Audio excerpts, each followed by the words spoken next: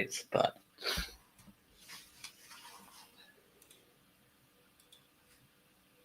all right, we are here. I'm going to take my glasses off because the reflection is insane. It makes me look like some awfully lame superhero.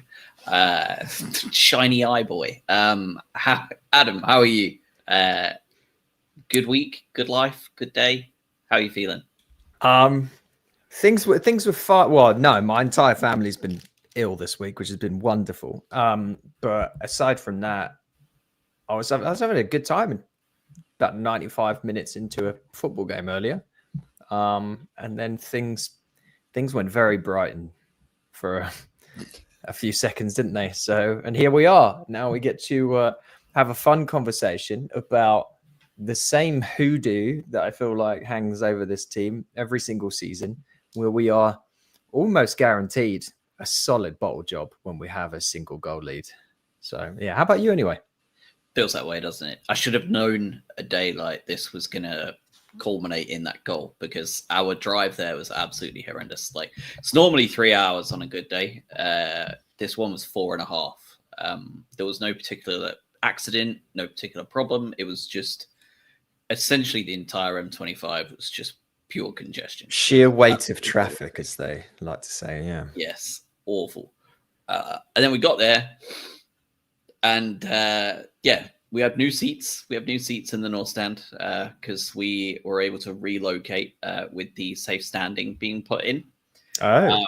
And we wanted to move back. We always wanted to be further back, but at the time when we came back to the UK and season tickets went up, it was like, any seat's a good seat.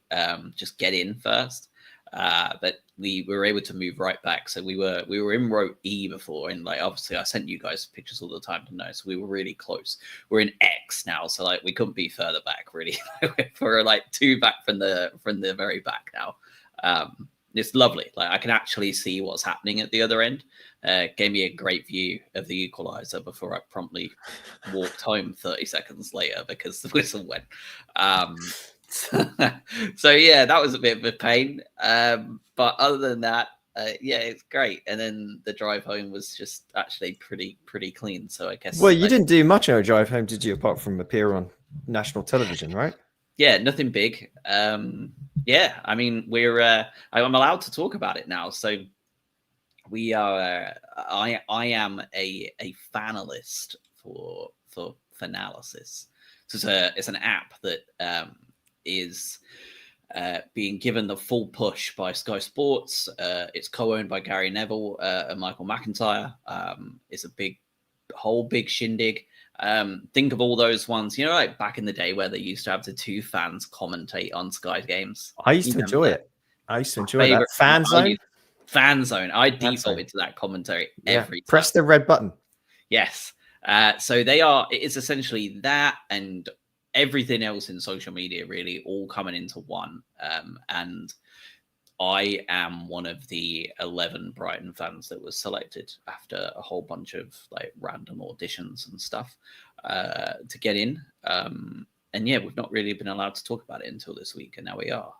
And we're only like 3 days into being involved in it properly, and I was already on Sky Sports News today, so that was fun. I just wish we were in a happier topic, but they were very focused on Carlos Baleba. Yeah, of course. That was what everybody wants to talk about. So I guess we can start with that because that is a happy thing to talk about. So before we even get to the Fulham game itself, yesterday night, so Friday night, I think it broke from, I don't know who broke it first, but Ornstein and a couple of others jumped in, and then Romano jumped in an hour later, of course, to tap it in. Well, he didn't truly admit defeat until today. Romano. Did he not? He's kept trying to, Yeah, he finally gave up today. But United seemingly gave up at least yesterday, if not before, which is fantastic news, isn't it? Like it was also sensible for him. So I feel like this story's dragged on, and all the Man United fans were trying to will it into happening. And it's funny because whenever you spoke to anyone that has the slightest bit of understanding of how Brighton operate, everyone had the same sort of opinion, which was, sure, this could happen. It's very unlikely, though. and there is not going to be any kind of thing where Paul Barber, Tony Bloom have come out and said, here's how much we expect for Carlos Baleba. Give us this, and you can have him.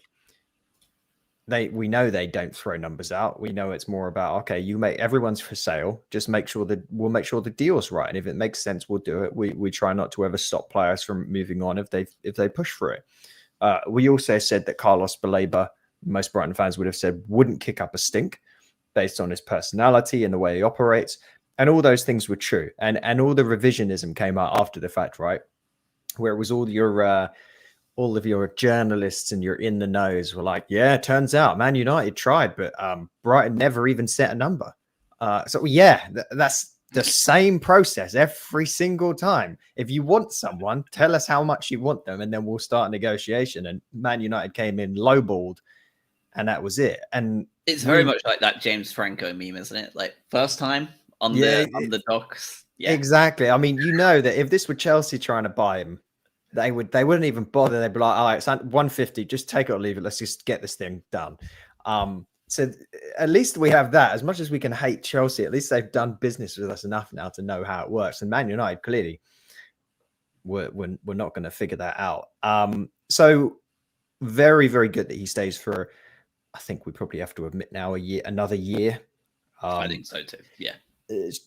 Barring some shocking event, it sounds like he's destined to leave. So what you want to see, and this is where it becomes a really nice mutually beneficial thing for everyone involved, he's got to play out of his skin this year. Prove to all the other clubs out there, because by the way, if I'm him and my only market is Man United, I'm going to be upset about that. I want other clubs to want me of that same level. If he starts doing that and really puts him on that stage, we then obviously get the benefit of a bidding war. We start to get shades of Caicedo and Liverpool and Chelsea. And is he going to go somewhere, or someone's going to gazump the other? And we then maximize the amount of money we can get out of that sale. The club also needs more succession planning time, right? So Yakuye, if I'm saying his name right, has gone out to Swansea. From what I understand, he played a good 60-something minutes today. Did he? Lovely. Yeah, it's going to be a good move for him. He started, from what I could see, straight in. That's a big. Yeah. So he should do really well. It's a nice move as well, because where was he last year? What was the club he was at? I forget. Was he at Sturm Graz? That sounds right. Yeah, he was definitely in Austria, wasn't he? I thought he was in Sturm. Maybe he was in Salzburg. No, he wasn't in Salzburg. They wouldn't, like, Red Bull don't operate like that, do they? I think he was in Sturm Graz. Let's see. If only there was a way to figure this out. It was Sturm. It was Sturm Graz. Yeah. Okay. So he played in the Austrian league, step up to the championship. This is a nice little process, similar to what Caicedo we obviously lobbed. Beer shot, wasn't it? Who got where they were like carded in a game. They were 20th points deductions. Yeah. So at least it's better than him. So Stephen in the chat. Hello, Stephen. He asks, don't you guys think Man United's behaviour regarding Baleba is disgusting? Really, it's destabilising the Brighton team and players so close to the start of the season. I don't think so. I think Baleba is a player that we've talked about already last week. I don't think he's the sort of player that's. I don't know what there is off of the football pitch that could actually wind him up. He seems like the most chill guy. Like, even in serious situations, he seems very calm. So I don't think he is one of those you can risk destabilize. I don't think you can really destabilize him, honestly. He doesn't seem the type.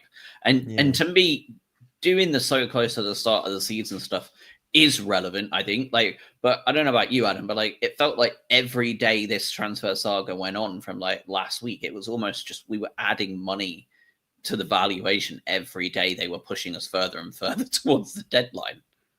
I mean, yeah, they start to, especially when the noise was coming out about how this is the guy they want. There's no other options. And of course, there's seemingly now they're going to try and chase after Adam Wharton, which would be funny as the ransacking of Crystal Palace continues, because it seems very much at time of recording that Eze is looking like a Spurs player based on the news that has being thrown around today, and has agreed personal terms already. So they are going to be in a world of pain. They also lose Gahey next year, right, on a free transfer if they don't try and cash on him now, which they can't afford. Enough about Palace. But yeah, it felt like the Baleba thing was just going to only end up with. It had to be a Caicedo tier bid, and I think the club would have considered it, right? And I think that would have been the only information they would have likely given out. We talked about this last time, I think. If there was any discussions between the clubs, and it sounds like they were brief towards the end, it would have been, look, guys, we don't want to sell him. We want to keep him for at least another year. We think he's an amazing player and he's only going to get better. You know what the value is of our past process here. You've seen what Caicedo went for. That's where we'll start entertaining a conversation. That's all Man United, I would imagine, have got out of Brighton. And that's when they had that one discussion, seemingly, and the talks were immediately shut down. They're like, oh, okay, no, yeah, we don't have that much. Forget it. Don't worry about it. Don't worry about it. We're not getting as much Frantony as we thought. Forget about it. Sorry. The only exception here, the only thing that might come back to bite us in the arse when we're talking here is if they do end up shifting Garnacho in the coming days to Chelsea, and some are saying the price of Garnacho may well have gone up a little bit in the last few days. Because what is the signing that Brentford just made from Bournemouth? What's the guy's name? He's got like 40 million. It's like Utara. Like, I don't know the full name of how to pronounce it, but yes, I know exactly who you're talking about. When guys that, Brentford to Bournemouth is such a random, or the other way around, like, such a random move, by the way. Like, does that not feel lateral in every sense of the word? I think it was a downgrade. At least that's how I would feel about it. But both of those teams have been butchered as well. Brentford are about to lose Wissa, it seems, to Newcastle, right? So they need people. They need someone there. But yeah, point being is that if Man United end up shifting a couple of players, it sounds like Sancho to Roma is a thing that might happen. It sounds like Garnacho to Chelsea. Looks like that's going to be about 18 million quid, though. But it's the wages. They need to get his wages off the books. That's true. Yeah. Rashford, they've shoved off to Barcelona. But the point being is things can happen in the coming days here that might suddenly mean Man United have a different perspective on their finances. Remains to be seen. Seems like the deal is dead, thankfully for us, and we get another final year of Carlos Baleba, which can only really benefit us. Yeah, I agree. I think it would. I think if they come in a week's time going, things have changed, we look better off. I think Brian will go, great, things got worse for us because we've got a week. You've left it a week, so you can just keep going up. Like, the numbers gone up. Yeah, exactly. Yeah, of course. Dignity in the chat. Thank you for the kind words. Hopefully, I do a good job. We'll see how it goes. All right, let's get on to the game itself. So we are first game of the season at home to Fulham. We talked a little bit about how brutal of an opening run we have ultimately. Fulham at home, who we have that curse with. Everton away, their first ever game at their home stadium. Like, any team that's brutal have to be like the first visitors to. Manchester City at home, Bournemouth away, Spurs, Chelsea, like all the way until October. It's tough. So really a result would have been lovely here. Starting lineup, what did you make of that? It was exactly the one that we had with Wolfsburg. Notably, no Danny Welbeck in the starting 11. I think most expected him to come in for Matt O'Reilly. The bench, however, unbelievably just unbelievable. Welbeck, Milner, Kadioglu, Gomez, Gruda, Boscagli, Coppola, Veltman, and Steele on the bench. Not a lot in way of like attacking explosiveness, but in general, like, that's an incredibly deep quality bench, isn't it? And what did you make of that lineup? No Welbs and O'Reilly in there instead. Yeah, I mean, that was my first take was the bench. I looked at the starting lineup and okay, yeah, that makes sense. Mostly. Was I surprised to see Lewis Dunk in there? No, because it sounds like we're going to stick with this until we don't stick with it. But I was I wouldn't have been shocked if someone else was in there in Boscagli I'm talking about. And as you say, I would have more hoped we'd have seen Rita play in the 10 with Welbeck up top. Outside of that, it was what you would have expected when it's a home game. If it was an away game, I think you could have probably seen Ayari come out and they would have brought in a bit more metal in that midfield. maybe you have Gomez instead of Iori, so it's Gomez Baleba, or they could have changed things around a little bit and put Weaver in the middle, even though they don't like doing that, and actually brought Veltman on at right back. But I thought it was, outside of that, it made sense. The bench was, stunningly good. And that's without our Greek contingent, who, hours before the game, the news article coming out was that, Babis is not currently ready for the speed and intensity and pace of the Premier League. Not a great sign, not a great statement to make when you've just spent a small fortune on this guy and you don't have a second number 9 after Danny Welbeck, because are not ideal. But we'll see if that changes fairly quickly. But yeah, on paper it looked fine. I think the thing that stood out to me more than anything else was Fulham's team. This is not a particularly good Fulham team. And I say that after we've obviously just bottled it. But going into the game, I looked at this and thought, if there was a time that we break this jinx that we have, it's this. Like, they don't have a lot of quality anymore, in my opinion, especially with a couple of the injuries that they had. The fact that they've moved on a couple of players as well. Who did they just sell? Or is he just about to leave? Not Pereira. Who was it? Or is this Pereira? They're about to sell Muniz, who just scored the winner. Yeah, okay. The equaliser, sorry. That's right. Like they brought him on right at the end, wasn't he? He's about to go. Who did they sell earlier in the season that I'm thinking of in the transfer window? I'm not sure. But they've not brought many people in, right? I don't think they've made a signing this summer. Let me bring this up while we're looking, because I feel like I looked at this team and I was just, this doesn't seem particularly compelling. Current season's transfers. They have brought in a 34-year-old goalkeeper from Montpellier in League Two, and a loan ended for a 20-year-old that they have who was playing at Birmingham in League One. Those are the signings. They've not done anything, essentially. And they lost a few people. Willian, he's going to come back at some point. We know it. Reece Nelson went back to Arsenal. So yeah, really tepid transfer window so far from them. Well, I tell you, talking about coming back, I thought for a minute it was Joshua King of Bournemouth fame for a minute when I saw it. I was like, what? Yeah. And then I saw it was an 18-year-old English lad, and I was like, all right, great. And he was pretty good. Yeah, he was pretty good, wasn't he? Yeah, it was. It was a game that you would hope we would kind of take charge of, and for large parts of it, I think we did. But that first half, it feels like preseason didn't quite get wrapped up, did it? Like, that first half was really quite poor quality from both teams. Like, it felt like they were both just feeling their way into the new season. Like, a lot of like scrappy midfield stuff, no major clear-cut chances. Like, it felt just quite an ugly, just like an ugly game of football. Like, I thought that it was quite poor. I know Minte had the disallowed goal, saying that they had the ball went out of play in the build-up. Is that right? I didn't. Obviously, it's all the way down at the other end, but it definitely went out of play by quite a fair amount. Yeah, it was odd. Like, we just couldn't see anything that was going on really at our end, because obviously once everyone gets in the box and it starts scrambling about, it looked like everybody just stopped and then Minte passed it in the net, and we were like, that's weird. That's a goal. I was more surprised by the fact they let it continue. I was like, well, that's obviously just gone out. Why have we not immediately whistled? But they like to do that nowadays. Let's see if we can injure a player and then we'll stop the game. It feels like it, doesn't it? It really bloody does. The first half was weird though, wasn't it? It was a weird. It as you say, it felt like a bit of a preseason game.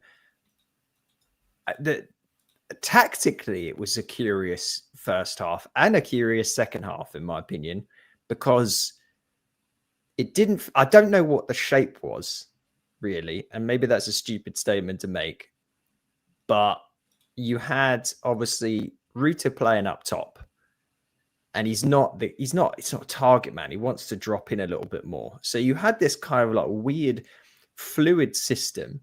Minte was pinged really far out on the right and was the outlet for pretty much anything that we tried to possibly do. You had O'Reilly strolling around a little bit, and we sort of I don't really know what the game plan was, and it watching it felt like that. It really did. similar for Fulham as well. And we started to get a little bit more comfortable as we got into the second half and even towards the end of the first half. But I didn't know what to make of the first half at all, apart from thinking, well, at least they got that out of their system. No one looked particularly sharp. Maybe the exception is Weaver continues to look fairly competent at right back. And shaky opening 15, I thought.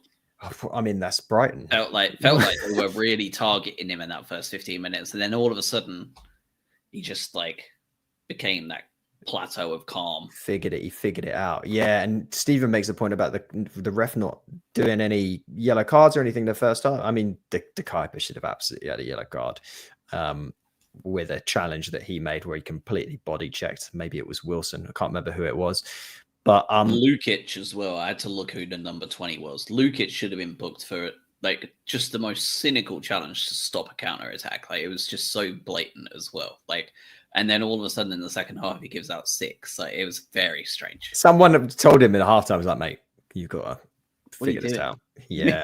I mean, the other big takeaway is I thought you did see a really nice future with De Kuiper out there at left back, and once he figures out how to play out with Mitoma a little bit better, and Ayari, to be fair, because we know how much Ayari bleeds out to the left hand side too, fairly often.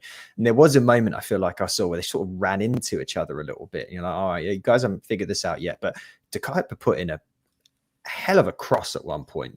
And it didn't end up in anything. But if we didn't have a number 10 playing up top and we had more of a let's not say his name. Imagine if João Pedro, he's not even a number 9, but if João Pedro was in there, we know he had a really good header on him, bizarrely. But yeah, there's going to be something nice on the left-hand side there. It's going to be interesting to see how they structure things, because you've now got a left back / left wing back who in some ways is even more attacking than Estupinian, if that's potentially possible. And then you've also got a right back who's shouldn't be attacking in any way, but you still need to get the ball out to Minte. So the left-hand side and the right-hand side of how we build play up is going to be very different this season. Well, I mean, I don't know about you, but I noticed from in the ground. I don't know whether it was as obvious in TV, but like those long diagonals from the fullbacks they were doing it all day today. Yeah. Like some of he had a few wayward ones in the second half, which was a shame, but like those long ball pings from Weaver to Mitoma were just, I think he nailed about 3 of them in the first half. And then De Kuiper just out of nowhere pinged 2 over as well. And like I'm not going to try and pretend this opinion was like crap, because he wasn't, but like he didn't have that in his locker as often. Those like pinpoint diagonals across the field. And and De Kuiper did 2 of them, and then obviously put in a couple of really nice crosses, which is great, because that was one of the strengths we had from Purvis, right? The ability to overlap and put in crosses that caused trouble everywhere. Yeah. I thought he looked really good. I didn't realize how tall he was. Like when I was watching him in real life, I was like, De Kuiper is a much tall, like he's very rangy. Like I thought he was like going to be like a more like, you know, squat kind of guy. Like he's not. He's actually quite. He's 6 foot. Yeah, that's quite tall for a left back, isn't it? I feel like. Well, I think it's what's slightly weird is that he's sort of fairly similar complexion to Weaver. Our left and right back look like they could be related in some way now, which is slightly weird, because I saw him a couple of times from behind. I was like, is that Weaver? And it's a little bit bizarre. But yeah, I mean, he looks really, really exciting. Of all the signings that we made, the funny part about this, right, of all the signings that we made, he was probably the one that was the most under the radar. I think if you asked non-Brighton fans, like, oh, what do you think of Brighton's transfer window? I don't think anyone would have been like, oh, De Kuiper, oh, what a player. And he's the one that's come in immediately and made the biggest impression. I think the only people who were your fantasy Premier League nuts, right? Where they're like people who had Estupinian for the last 2 years because they know it was an attacking fullback and they saw we've just swapped him for another attacking left back. And he was like 4.5. And they're like, yep, sticking him. Don't know anything about the guy, but like, I know Brighton, stick him in. He might get us points. But other than that, like, I think you're right. Like it was a very under the radar thing. People have been paying attention to the Greek lads, and obviously the Poskagli signing, which is obviously hasn't even come to fruition yet, because a lot of people knew he was a fabulous centre half that was a free agent. I mean, I remember like in the summer, like Arsenal fans and United fans were saying that they were gutted that they were like, how the hell have we let him go to Brighton in a World Cup year as well, of all years when you'd expect him to play out of his skin. There were a couple of crosses come into the back post. Mitoma had one that looped over onto the roof of the net as well, didn't he? In the first half. Second half was much better, I thought, just in terms of a bit more open. And 10 minutes into that second half, the game opened up a little bit, and for the first time all game, Ruta actually had like a chance to do something and run, and run he did. The Fulham defense looked absolutely shit their pants, and Ruta just kind of carved through them, didn't he? Jorginho looked pretty comfortable doing so, and was brought down in the box. Ref gave the penalty. From our angle, it definitely looked like one. VAR didn't seem to take long at all, so obviously it was as obvious. Yeah, it was. The defender just looked as well. He was like, he knew he'd messed up. And the main question on everybody's lips once João Pedro left, and that's why I've titled it this one with we know who our penalty taker is, because it's quite ironic because the bloke who took it might be gone next week. But the first thing I noticed obviously was Yasin Ayari went and picked the ball straight up and went to the spot. Oh, not for me. And that was quite surprising. And Calvin Bassey and the goalie then proceeded to spend the next 3 minutes just absolutely slating it, like right next to him, arms around him, mind games all over him. And then as soon as the ref confirmed it and said, yep, it's happening, and kind of pushed everybody back to the edge of the box, Yasin Ayari wandered off and O'Reilly picked up the ball. So I don't know whether it was like the goal all along was just to have him be like the scapegoat. Fabulous plan if so, because they proper like sledged him and then he just gave the ball to Matt O'Reilly, which I thought was really quite funny. How did you feel about Mr. O'Reilly stepping up there on 55 minutes as the penalty taker of choice? Yeah, I mean, I asked as soon as the whistle went and he pointed to the spot, I was like, oh, who's taking this then? Because there's even been stuff about the last couple of weeks where I think Hertz has been asked, who's the penalty taker now? He's like, well, we figured it out in training, but we're not saying it. Turns out it's the guy that's being rumored to leave like tomorrow. This could have been one. I was thinking as he was stood over it, this could be the end sort of his Brighton career almost officially if he misses that, because people were already not happy with his first half performance a little bit. I think you might be one of those. I personally don't think he did a ton wrong, purely outside of what I said to you, which is it feels like he's running through quicksand a lot of it. I just don't know what he is doing a lot of the time. Like he just doesn't seem to like, I don't know, like he just looks a yard off all the time, like the pace. He's very languid. Yeah. It is really confounding with him, because you look at him and he does some stuff every now and then. You think to yourself, there's a player. There really is a player there, and he hasn't had a proper chance to. He was famously played out of position last year, right? Not where he wanted to be. He had that horrible injury, and then suddenly it's how he's leaving. So you don't really know what's going on with this guy, and you thought, oh, he's going to step up, and if he shanks this, you'll never hear the end of it. And it's just going to be like, all right, get this guy out, get him in a Juventus shirt, and he can bugger off. So I'm glad he scored, purely of the fact that if we don't sell him, at least he's not just going to be hated by most of Brighton fans. So there was that, and good for him. I'd like to see him work out here. I think I'm confused a little bit as well. There's a guy that is being talked about quite heavily that he's leaving, right? All summer it's been talked about. All right, he's going. He's the guy that we've got a new set piece coach in. He's taking corners on one side. He's the penalty taker. He's played like every preseason game and has played well. And he starts in the number 10 slot, like first game of the season. Those are things you like do if it's you've made him your captain, not the guy that is about to head off and play for the old lady. I don't get it. No, yeah, and Robin, who will be returning at some point. He's on a cruise to see Wales. He's on whale watching this summer, Adam. Like, When when did a you cruise to see Wales, I pictured him like going around sort of the country. Cardiff. Yeah, exactly. It's like, that sounds a bit shit. Yeah. Just seeing if he can spot the Okoye from the boat. Yeah.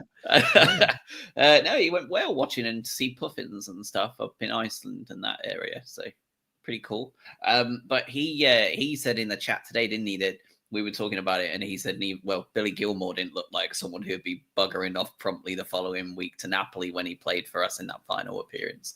And it's true. It was probably one of his best performances in an Albion shirt that week, and then he buggered off to Napoli. And then barely played for him and then still won a title. So who cares if he got a medal? He's probably, he must be loving his life at the moment, right? Why wouldn't Billy Gilmore? Yeah. He's playing for a pretty great team. He's got his compatriot there who just played lights out football. Ballon d'Or nominee. Yeah, he's got his league winners medal.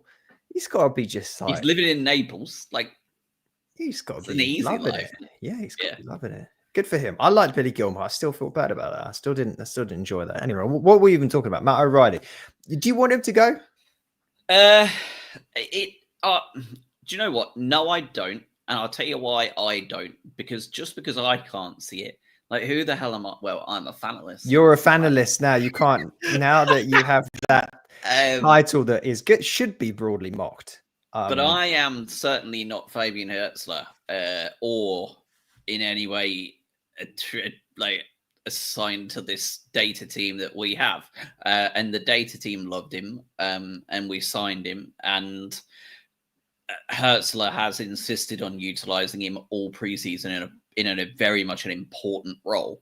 And despite Welbeck's fabulous season last season, he is elected to drop him game one and play Matt O'Reilly even when he might be out the door. So if that's the mentality internally, I want him to stay. Like, they must see something I'm not, which means that sooner or later I'll see it too, right? Because it's very rare that we get it wrong. So, like, for that reason, I want to keep him because I trust the club so much that, like, yes, like, for that reason, if we're willing to do this, I would like to keep him very much so. How do you feel about it? Yeah, I mean, I take your point there that they signed him for a reason. They got all the data, but there's talk about him leaving for a reason as well. So they've obviously seen a body of work and have gone, maybe this isn't going to work out for us. Because if not, like, why would there be any talk of transfer unless it's purely generated from his side and from his agent? And he's gone to the club and said, look, guys, if you aren't going to play me in this position and guarantee that I play in the role that I want to play in regularly, I want to go somewhere else. No hard feelings. Let's make that work. But if it's on the club side and they've looked at last season and gone, this guy is just not going to work for us, that feels quite, I don't know, unusual for me, especially given the injury, because I just don't think you will have seen the real Matt O'Reilly yet. I think that, like, that's my thing too, big time. Like, what does Matt O'Reilly's season look like last season without the injury? Because we signed him and he was straight in the team. Like, we must like a lot. Like, do you know what I mean? Like, I know it's Crawley, but like, he was straight in, like there was no messing about. Hertz was like, yep, you're straight in the team. He has a preseason where he is front and center of the team every game, and then gets his game one of the season, is still plugged in immediately at the 10 role, like, straight away. Yeah, I mean, we know the SPL is not the barometer for a quality player, but he was obviously excellent in Celtic and he scored a lot of goals. And he's not old, but I still can't understand. I still don't understand what player he is. If you said to me, if someone, let's say Juventus signed him and you knew someone that was a fan of Juventus, said, tell us about Matt O'Reilly. I'd go, kind of quite tall, runs a bit, quite slowly. Yeah, like, does he have a good shot on him? Don't know, really. Pass on him, kind of. Sometimes, yeah. Tackle like, every now and then. I don't know. Yeah, maybe. Strange player, but he scored. And fantastic penalty, wasn't it? Like, gave the keeper the eyes. Leno didn't fall for it and still got done anyway. So that's pretty good. Yeah, well, it's always going to be a really hard task to follow João Pedro, who you just felt was essentially guaranteed to score. There was he believed it, we believed it, and he kept doing it, and it didn't matter what happened. He kept scoring it, and you just every time we got a penalty, it was oh, thank God, we're 1-up. Now we go back to maybe the times where it was before. Do you remember that long period where we knew when we got a penalty, we're like, oh, this is basically a coin flip? Well, I mean, the period is the eras are like the Toma Hemed era, where every pen was a goal. Dark Ages. Yep. João Pedro. Well, you had McAllister. McAllister did a few, didn't he? It feels like. Yeah, because Alexis took a few, didn't he? And they were they were good before he pieced out as well. Yeah. Yeah. It felt like we'd just found him to be the penalty taker of choice, and then he left. Yeah, exactly. That's what it felt like. Yeah, God, it would have been nice to have another year or two out of McAllister, wouldn't it? He's such a wonderful player. But the O'Reilly thing, one last part on this is the only problem you run into, or from a fan perspective, right? We don't see what happens at training, is you just know that that's a really congested part of the pitch where he wants to play. So I go back to what I mentioned earlier, which is he might have gone to his agent to the club. I want to play in that role. That's where I'm best. And you're going to get the best out of me in this number 10 role. Well, we know that at the moment, if things continued as they did last season, he'd just be lobbed in somewhere in the middle of the pitch when it made sense. He doesn't want that. So now he's competing for a 10 role that has Ruta typically being the go-to guy there. You've got Gruder, who we've talked about, who really needs to be utilized there as well.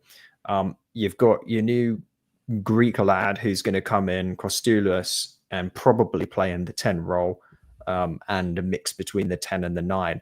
You've got plenty of players that can drop in there and play. Diego Gomez can he's more of an 8, but he plays the 10 role as well. It's congested, and maybe it's just a case of he's not guaranteed the game time for the full season. That's what he wants. But my question today is, does he get that at Juventus? No. But I mean, are you happier to sit on the Juventus bench or the Brighton bench, I suppose? They've been shit lately. But they're trying to they're trying to flog Douglas Luiz to Forest before they sign O'Reilly, right? Yeah. So, yeah. 1-0 up. It didn't feel safe though, did it? Like we dominated a lot of the ball for quite a while, but it felt like, well, what happened in the 96th minute was kind of coming the whole way through. Diego Gomez, Welbeck, and Kadioglu came on the 69th minute. Gruder came on a little bit later, and James Milner as well come on with 2 or 3 minutes to go to see it out. Not that it was seen out. What did you make of those subs? Ferdy Kadioglu coming on and playing out both right wing and left wing, depending on where he was playing. And Milner getting on in the middle of the park as well. Obviously good to see him. For me, I thought that was probably the worst I've ever seen Gomez look in a Brighton shirt. He looked miles off the pace today, I thought. Well, it's because I said he was going to be really coming on this season as my hot take on the last show. It wasn't it, freezing cold? Yeah, so obviously this was gonna occur. So I have two minds about these substitutions, because as much as you don't want to see Baleba go off ever, you rarely want to see Ruta go off, but he wasn't doing particularly well at number 9. And Minte wasn't quite his day, was it? Even though you still want him on the ball, it wasn't quite his day. So I actually really liked seeing Gomez, Welbeck, and Kadioglu come on. I was like, well, this is exciting. This is a really nice triple change. And then the fact is, I go back to what I mentioned in the first half. You had this messy, what seemed like a messy setup, where yes, you've got the 4-2-3-1, but players are moving in and out of it. The shape was all a little bit bizarre. Then you switch players out and change roles and positions. So you then kind of have this period of time where Kadioglu, as you say, is playing right wing. I'm like, okay, great. Kadioglu's come on right wing. We talked about this last time that maybe he would come on and be a backup to Minte. Okay, got it. Then you've got Gomez and Ayaru playing the sort of central midfield pivot role. And then when you make the additional changes, things move about even more, right? So then Kadioglu goes to the left once Matoma goes off. Gruder then goes out to the right. You've got Gomez then pushes up. Yep. Into slightly I more. thought it'd be Ayari, by the way. Yeah, so Ayari continued to sit in the same place, and then Milner came on and went back to the position where sort of Ayari / Gomez were playing, and it felt like everyone was a bit all over the place. And what is the most dangerous part when you've done a bunch of substitutions and you've switched everything up and players don't know who they're marking is when you're defending a set piece. And was anyone at fault? I don't know. The ball went over someone's head. It bounced off someone else. It was unfortunate. But to me, it felt like it was a disarray in the first half. Then you made a bunch of substitutions and it got even more disorganized because you tinkered too much. And it felt untidy. And as you say, it felt inevitable that we would concede in some way, shape, or form. Yeah, it did. It's even more frustrating, though, because we had a few really good chances to cut that game to death, right? We had the same shot twice. Minte, Gruder, and Gomez, right? All three had chances to finish that game, and every single one of them didn't.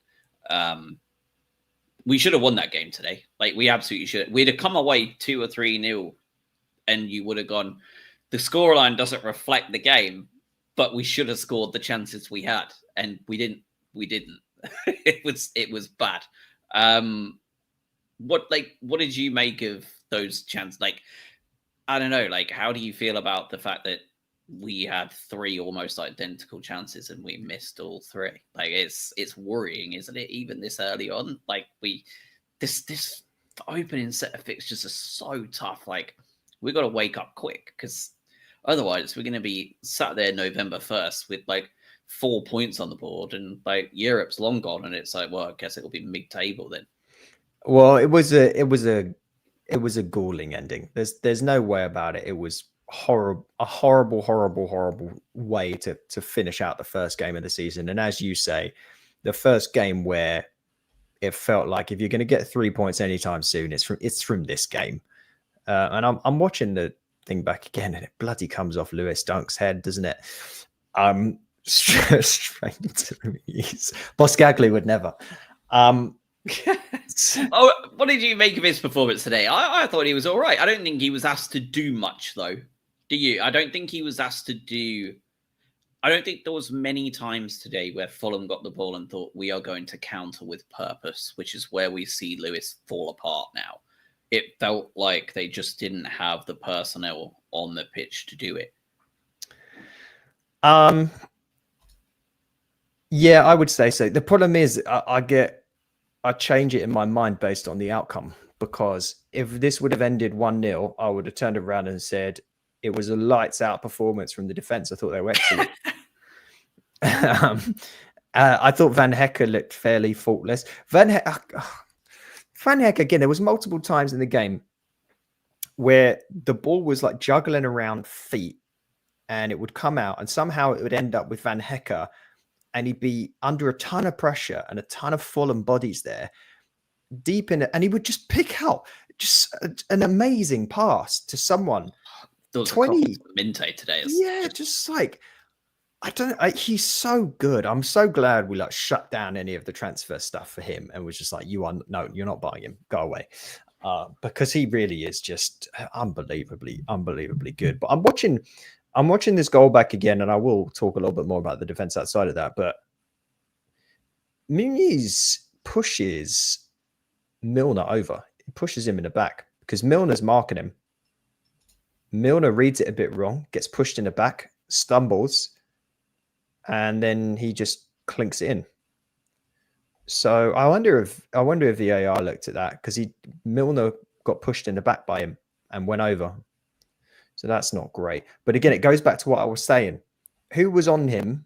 Who was meant to be marking him before we made all the subs and moved positions around?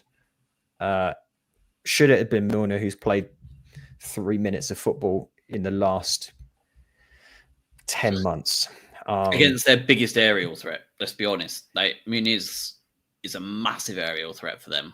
Well, he was edge of the box. He was barely in the box when the corner was taken, and he ran in at the back, pushed Milner, and then pinged it in off the dunk deflection off of his head.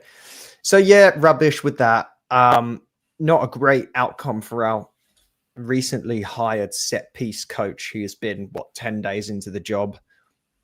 Supposedly was fairly active on the sidelines whenever we had a corner or a free kick or whatever. And by the way, let's go back to that very quickly. In the first half, we had a free kick and De Kuiper stepped up. Was it the first half? And he was at a really weird angle to the ball, almost like a right angle. And you thought he was just going to try and shoot. And he put in a really lovely little lofted ball that ended up on, was it Dunk's head? Someone's head, and it went wide or just saved by the keeper. But it was a really nice little set piece. So I'd be interested to see if De Kuiper takes any more of those, and it's going to be the guy of choice to put those sort of those crosses in if we get a free kick in a certain position. I would say that I thought Weaver generally was excellent today. I thought Van Hecke was excellent. I thought Dunk was mostly fine, but as you say, not particularly tested. And De Kuiper looked good going forward. But there wasn't anything. I mean, it's all well and good until you concede in the 96th minute, and then someone's got to take the blame. Yeah, it is. I'll tell you who else you've not mentioned, and I'll mention the same guy Stephen has. I thought Yasin Ayari looked excellent today. Like, he actually did look like a stronger physical Yasin Ayari than a year ago. Like, he looked very comfortable in the middle of a very physical midfield. And that partnership seems to be becoming a very good one. Baleba Ayari. It's going to be hard to shift those two out of their spots respectively. Yeah, I don't see how you drop either one now. I think that could come in quite a good partnership. Although there was one time in that first half where Ayari had the ball in a fantastic position and elected to pass it right over to Minte, where he really should have just lashed it, and that gave me negative marks on that one. He had a really good chance to just smack it, and we've seen him. Like, he's got an absolute belt on him when he gets going, and he just didn't do it. I don't know what that was all about. But yeah. I mean, he didn't. And again, maybe I wasn't watching as closely as I should have been, but to me, he didn't stand out quite as much as maybe you could argue a couple of the others did. But in general, I don't think anyone played particularly well. As in, right? No one played lights out football. There's a couple of stats that fly off the screen a little bit though when you're reviewing. And the Van Hecke thing that we've mentioned, he played 12 long balls today and 11 were accurate. That's crazy. Remarkably good. He touched the ball 81 times with 95% pass accuracy. Yes, some of those are side-to-side passes with Lewis Dunk, but as we just said, 12 long balls, 11 accurate. That is just mental stuff. And then defensively, you had Mats Weaver and Lewis Dunk leading the way from a clearance standpoint, but Mats Weaver was the guy that made the most tackles on the pitch as well. 5, clear of famously strong defender and tackler Matt O'Reilly, who we've obviously talked at length about. But then, unfortunately, you look up the other end, and I think we had 4 shots on target all game. Am I right in saying that? You are right in saying that, yeah. And this was a game where I'm trying to find out. Possession was fairly equal.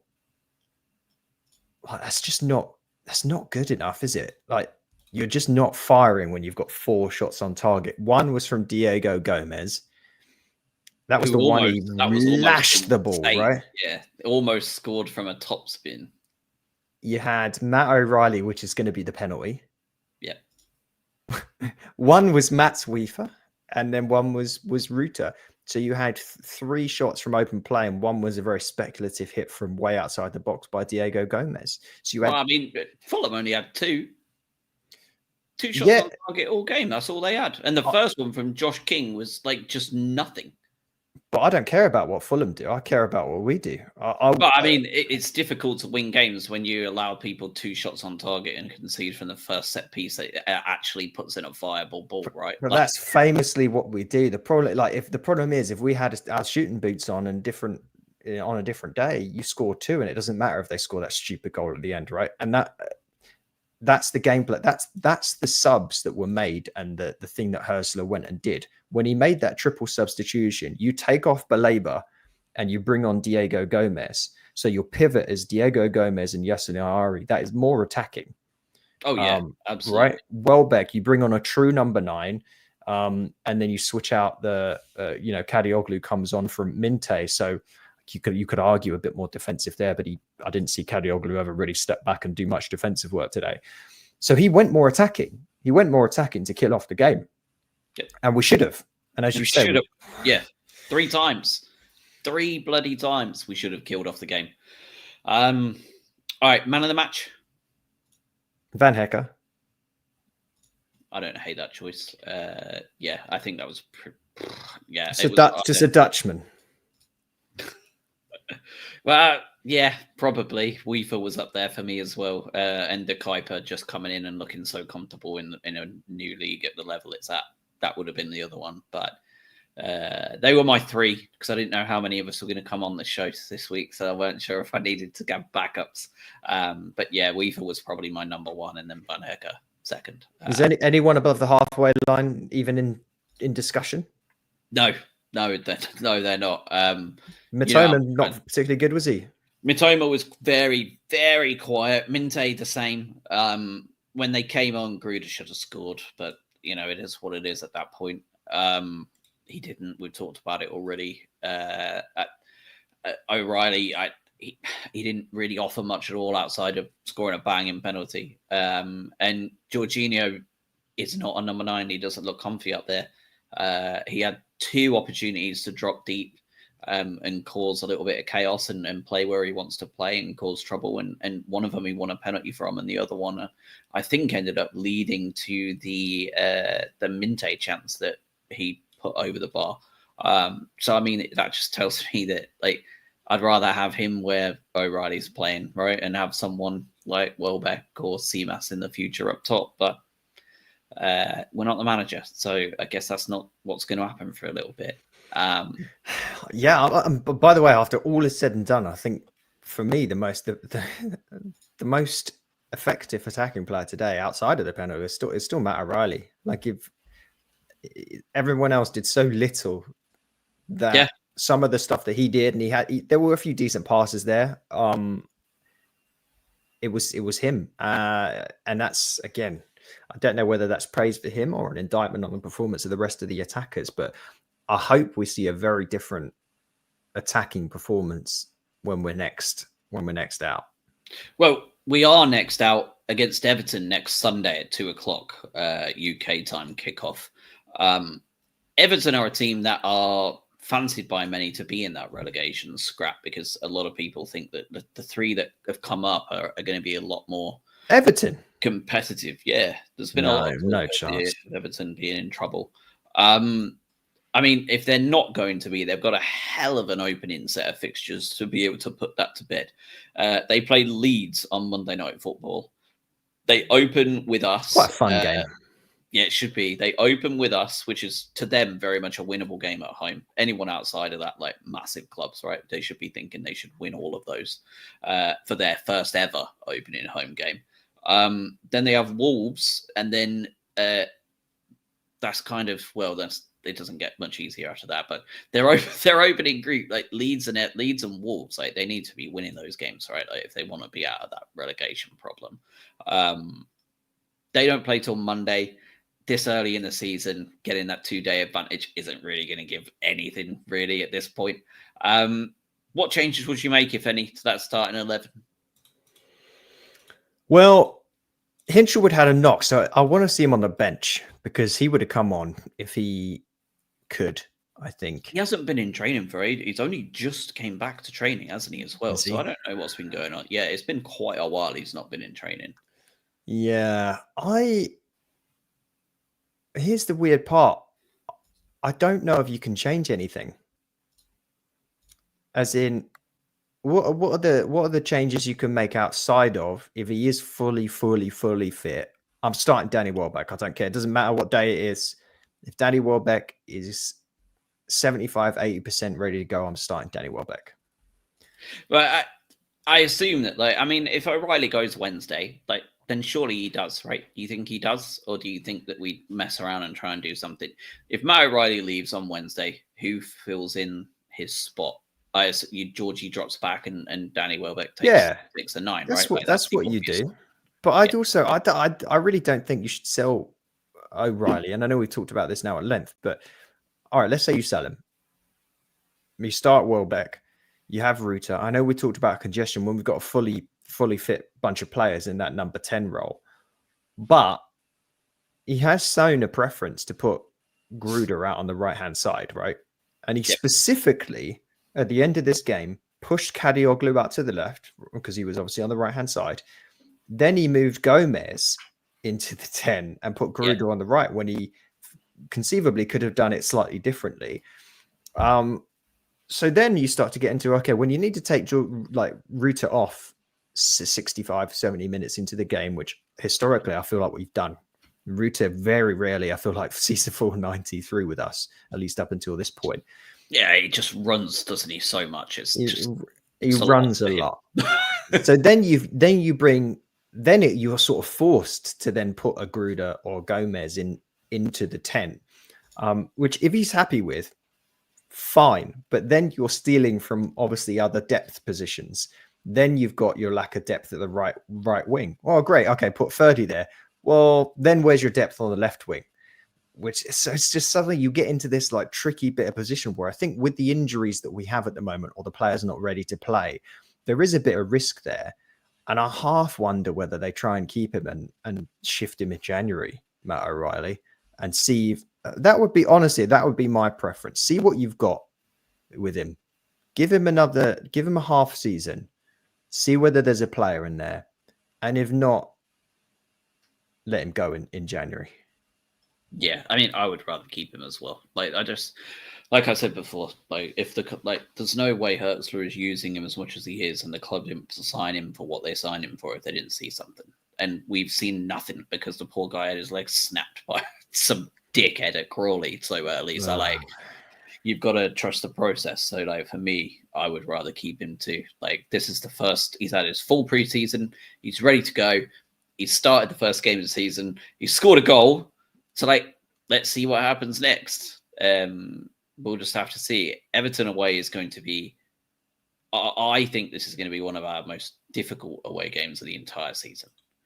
The magnitude of an opening day at a new stadium is not to be underestimated for any football team on the planet. Going and visiting a new ground is just very tough.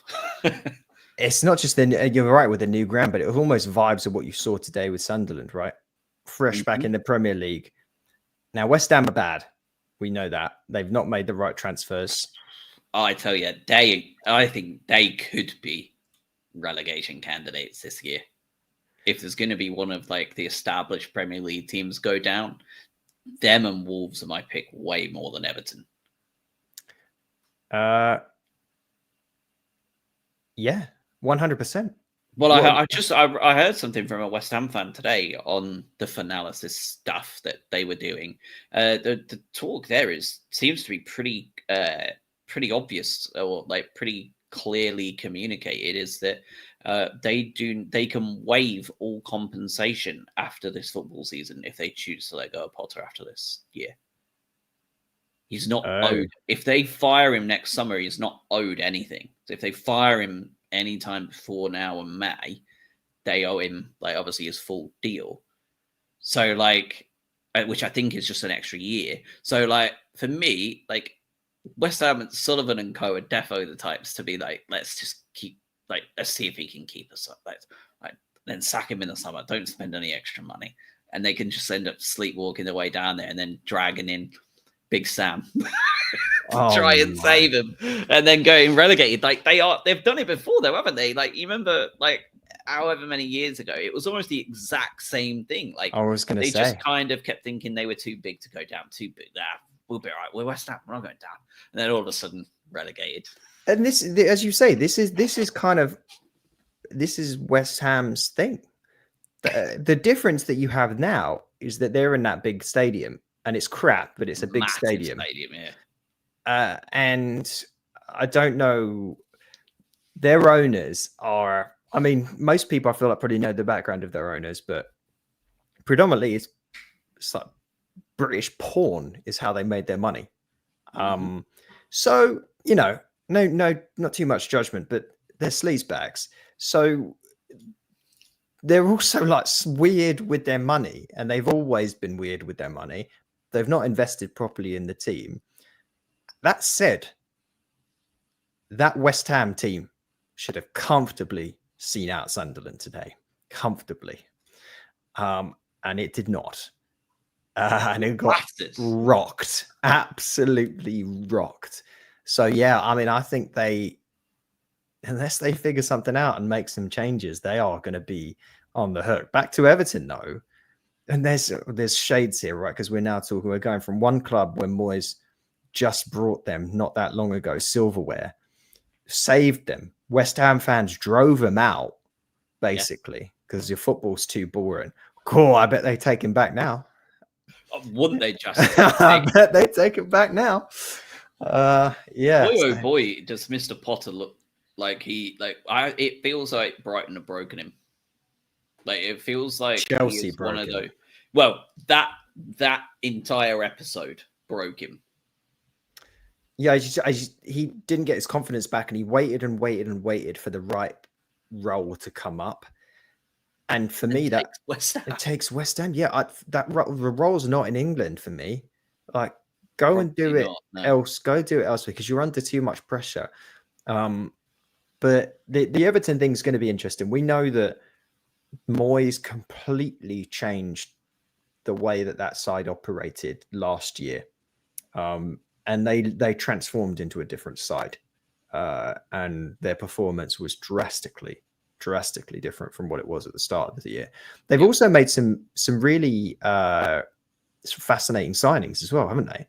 The famous nearly Brighton player Kiernan Dewsbury-Hall, has come in. Great signing. They've spent a bunch of money on Tierno Barry to play up front from Villarreal, 30 million euros. I have to admit ignorance for him. I know he's going to be their starter because I've been paying attention to their preseason lineups and such, and he's very much over Beto. But I don't really know much about him from his time at Villarreal, honestly. But 30 million quid's not a small amount of money, and he's immediately first choice. So I imagine in a David Moyes side, he's big, physical, and a problem. Yeah. I mean, you don't need to worry about that. I mean, it is nice to see finally a successor to Gareth Barry in Tierno Barry. This guy's 6'4", obviously, so you're not too far wrong with that assessment of what David Moyes is going to be looking for. I don't know how good he's going to be. I don't know nothing about him. I can't say I sit there and watch Villarreal football particularly closely. But who else did they? Oh, they obviously signed Jack Grealish. Jack Grealish, yeah. I wish we'd have got him through. Backup left winger. I mean, Grealish. You'd have played him anywhere. Just lob him anywhere and say, do what you did at Villa, please. Forget everything Pep Guardiola told you and just be a fun football player. But yeah, and they've signed a couple of other players, Everton. I really do. I'm in agreement with you. For me, I actually think they're going to be pushing for a top 10 place and pushing out one of the fakers. And I classify the fakers as, for me this year, unless something crazy happens, I don't think you see Fulham, Bournemouth, Palace, or Forest in the top 10, in my humble opinion. Brentford. Not that all of them were in there. Brentford gone. They're not in there either. No. So I think you get Man United, you get Spurs, And you get sides like Everton who were all finishing. Where did those three sides finish in the end? Well, and Leeds, obviously. You've got of course expect them to go for a top 7, top 8 finish. I would not wish to possibly offend any Leeds fans. Back to their anointed position. The top of the league table. All right. Well, I guess we'll be back next week then to talk Everton. We will probably be going live just around about full time, Adam, because that's usually the sort of time we go live anyway, and it will be at full time, pretty much bang on. So I imagine it'll be around there or Sunday evening that we will be recapping that one. I'm sure that most of our listeners will be having their eyes glued to the football this week. And anyway, because football is back, so like everyone will be watching every piece of football they can get their hands on. But I will definitely be paying attention to Leeds Everton just to look at what that Everton last night looks like under a first full season under Moise. I guess we'll just see what happens this week. I think from a Brighton perspective, I think the only thing really to keep an eye on is Willie, won't he, and Matt O'Reilly. Like, I think that's the story that will develop this week, don't you? Like, I don't see anything else at this point. Baleba's kind of been put to bed. The Van Hecker stuff, there was kind of noises here and there, but it seems to have gone quiet. Mitoma never ended up materializing after the Saudi bid in January. Looks like we're kind of just petering out for the rest of the summer. Like, it's just like we got our business done early. We're happy. We're not wanting to sell anyone. The only kind of rumor left is whether Matt O'Reilly is going to stay or go. Alongside obviously a couple of the big loans that we'll probably end up doing, but Buonanotte being one of them. I think it's just Matt O'Reilly watch, isn't it, for the rest of the week to see if he goes or stays. Yeah, but I'll still get my hopes up like I always do every single year that we're going to pull off some. I know it wasn't right at the last second, but the Ansu Fati thing is and then we do, and he's shit. And he's shit, yeah. But that.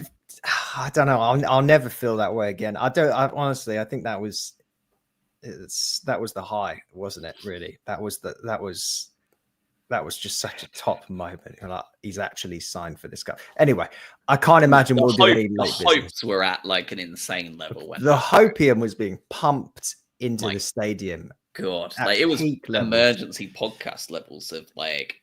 I don't think God felt that like emotionally invested since Potter and Bruno left. Like levels of like what the hell is happening at the club. Imagine if you just had your little future self knowing, just watching you back then and going, enjoy it, mate, because the best feeling you'll have with him is this. Bookcase, like no, yeah, exactly. Yeah, don't do it. Yeah. Rocked at Forest and he's not the same.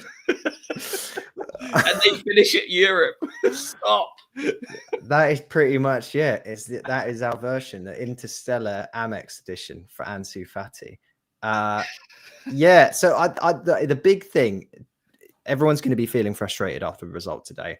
But if you could really have told, speaking of past selves, if you could have told your past self of the start of this transfer window, that at the end of it, you still have Kairi Mitoma and Carlos Baleba with this team. Fingers crossed that remains that way right up until the end. That is your biggest thing that you can really do to put yourself in the position to be successful this year. Get this first crap game out of the way. We start slowly in games. We've started slowly with the game as a whole and the season. Let's see what Everton has in store. And the only thing I'll say at the end is it looks like the club came out with a statement not that long ago that someone unfortunately passed away after the game today that was in attendance, some 72-year-old that was at the club. So rest in peace to them. That is not a nice thing to happen. So yeah, that's bloody awful. I mean, and it's super cliche to put it this way as well, but like around the game result itself, but like you go to that game today and you can go away with a 1-1 draw, first game of the season, knowing the Fulham hoodoo we have. You probably take it in any way other than the way it happened, right? Like it's the classic draw that feels like a loss or feels like a win if you're a Fulham fan. If that happens any other way, you leave that going 1-1. All right, let's crack on. We've got a really tough set of fixtures, but at least we've got a point on the board. Let's move on. But it just felt so much worse with the circumstances. And yeah, I mean, my thoughts go to the gentleman's family as well. I had no idea. So that's a rubbish way to start your day out at the football, isn't it? Not coming home from one. So yeah, horrible stuff. Yeah, rest in peace to them. But we'll hopefully, outside of that, from on the football pitch itself, see a better performance against Everton. I'll be interested to see this new stadium, and I bet the vibe, the atmosphere is going to be great. Hopefully, our players don't get absolutely rattled by it. The Dick Stadium. The Dick Stadium. I mean, I hope the 3,000 heading up to the Dick have a great day. What? It's the Dick Stadium. I mean, it can't do with Dick Knight being the forefront of Brighton fan. You can't make Dick jokes, surely. So they're been and done. Yeah. Yeah, probably. One last thing to close on, because I forgot to even mention it. We talk about the Greeks not even being in the squad, Boskagli being on the bench today, Kadioglu being on the bench today. If you're Oxford United, are you not shitting your pants knowing what 11 is probably going to roll out there if we we only need to get through one more game injury free, and that poor Oxford United football team are going to have to come up against essentially a second Premier League 11 full of people who are very hungry to make the starting 11. Like, it could be one of the funniest things ever, and we get beat, or like Oxford are going to like full on like meltdown, like, and they're just going to get battered. Like, good draw for us though, isn't it? Like, that's one of those ones you want, like definitely a lower league club. We're not drawing like another Premier League club like a couple did on the road. Perfect time to get some of these new players blooded into a very physical team. Yeah, you need to have a full switch out, and this is where the depth that we have this year is going to come into play. And you can just, as you say, put in a completely different set of 11, because you've got the Everton games 3 days before that and the City games 4 days after that. Yeah. So you don't want to be messing around. I don't know why they've done the congestion of the fixtures like this, because then we don't have a game after that for 2 weeks. Oh, I know. Yeah. Is it international or something? There's something. It is international break straight away. Yeah. The good thing is like, usually when you see those rotations being like, oh, you rotated 11 players, that's why you played crap. And it's like, yeah, but we played 11 kids. We won't be. You'll have some of those players in there like Milner that will be like running the show from the middle of the park of like, chill the F out. Like, that's not what you want to be doing. Getting pushed over in the 96th minute to concede. Yeah, exactly. That's what we want from our leaders. I've watched that back, by the way, and the referees are supposedly being really cracking down on all that grabbing and throwing around in the box, and they've immediately allowed Vinicius to score an equaliser by shoving someone to the floor. So that's they already clocked up with a red card in the Liverpool. That should have been a red card in the Liverpool game, and they didn't do it. Yeah, it should have been. The old handball. Nah, you're fine, mate. Stay on. The only props I'll give them is they were very good. They have been very good so far in the opening 5 games of the season of keeping that goalkeeper putting that ball on the floor after 5-8 seconds. They've been on it every single one. So that was needed, wasn't it? I mean, how many times did I moan and bitch about that last season? So yeah, I'm very happy it's changed. Baby steps with that lot. Like, yeah, goalkeepers can't handle the ball for forever, but they'll still make heinous game-changing mistakes. But whatever, we'll take what we can get. Yeah, agreed. All right, we will definitely be back next weekend. I think I said that about 10 minutes ago, so we're definitely leaving this time. Have a wonderful week. Enjoy football being back. Those who are going next week, have a great time at the Dick, and we will see you all next Sunday to recap whatever happens. Everton's first game at the new stadium. Thanks all.